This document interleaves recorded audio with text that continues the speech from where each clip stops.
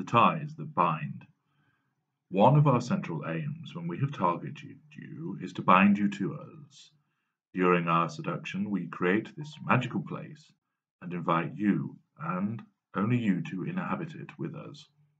We build a fantastic place and place you on a pedestal in the center of this artifice. It is very difficult for you to realize this is a fallacy, and even harder to do something about it. Every day, every hour that you remain close to our influence allows us to create more ties, more connections, and increase the extent that you are bound to us. We make you feel fabulous, worshipped and loved. The dizzying, whirlwind nature of our passion is unlike anything else you have known, and you readily accept it. It is, of course, not informed consent. You have no idea what we are, but nevertheless you accept all of this wonderful treatment. You allow us to permeate every aspect of your life. We draw you into ours and make you feel special and privileged for being allowed to do so. Consider how we penetrated your every network, so everywhere you turn, we were there. We knew all your friends, we ingratiated ourselves with your family and got to meet your colleagues. We knew all the places you like to go to, and introduced you to some additional ones. We made sure we knew every favourite thing of yours, from books to plays to food. Your wine rack became stocked with the types of wine you preferred. You wear the jewellery that was bought for you after careful solicitation of what you deem pretty, and I occasionally arrive bearing a new book from the stable of authors that you enjoy to read. Bit by bit, I invade your life, and as our relationship progresses at light speed, the gradual creeping advance of my influence has actually gained more than a toehold. It has spread across your territory like some formidable weed that cannot be held back, covering and smothering. My clothes hang in the wardrobe. I have my favourite chair at your house. You know, I buy the cereal that I prefer to eat in the morning, even though you just think it's a mouthful of sugar. You now wash my socks. My songs populate the iTunes playlist, and the bathroom is testament to my occupation with bottles, razors, and accoutrements, mingled amongst yours.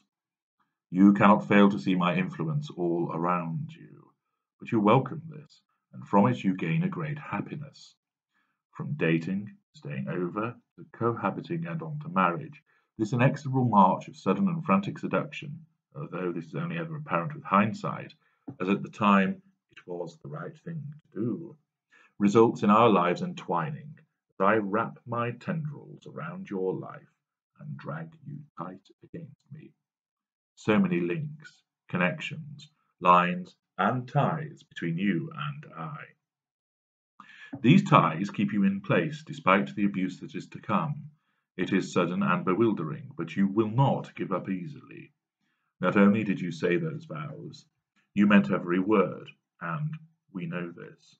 You will not let what we have built up crumble to dust.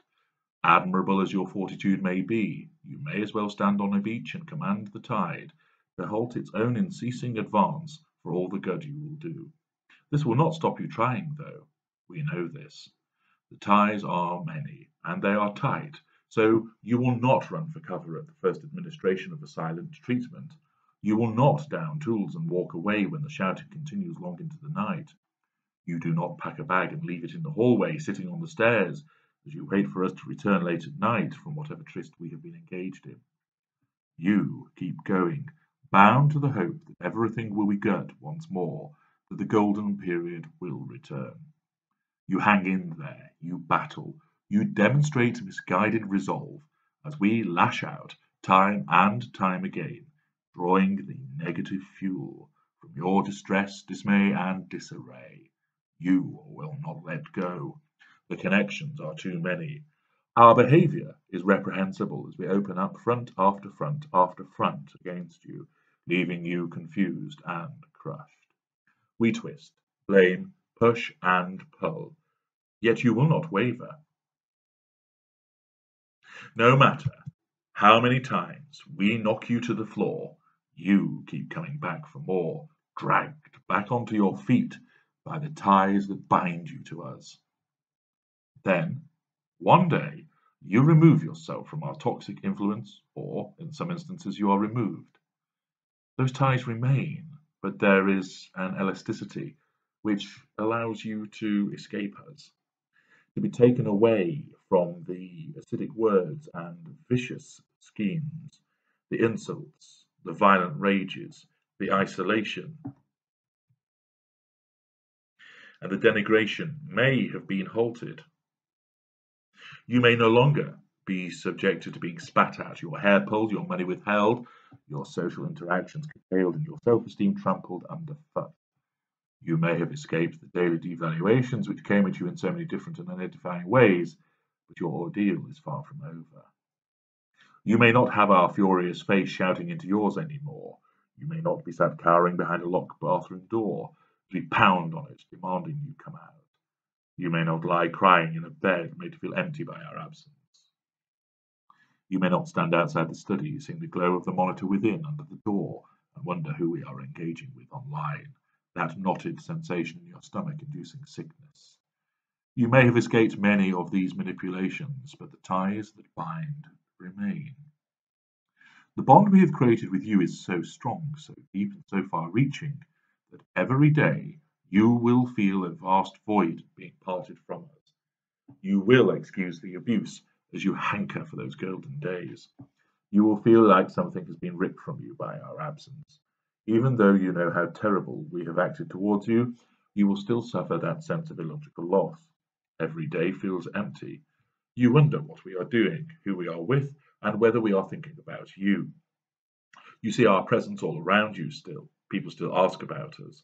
You collapse onto your bed, burying your face in that t-shirt we kept under our pillow, and you still smell us on it. You drink deep of the scent, hoping the nagging pain will recede, that somehow you will be magically restored to where we once were, when we were happy. You run your fingers over the tub of hair wax which we left, and you remember watching us as we carefully applied it. You cannot bring yourself to discard it, clinging on to these reminders of the joy that once abounded in these walls. You pass the bookcase, touching the spines of the volumes we bought for you, the words and letters, all further reminders of our presence here in this house. You miss us. You miss us so much. You shouldn't do, not after what we have done, not after the vile treatments you have suffered. It makes no sense that you should feel this way, but you do. You ache for us. The ties that remain are still being pulled and yanked, even though we are not there with you. The searing pain rises as another reminder appears, the tie still strong. Unlike an umbilical cord which provides life, your cord to us continues to pain you.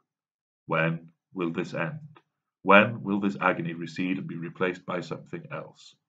Would it now not even be better to feel nothing, to be numbed and anaesthetized, so you do not have to endure this ongoing pain?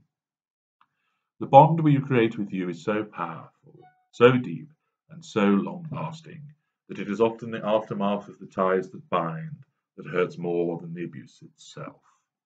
That is how dangerous our influence is.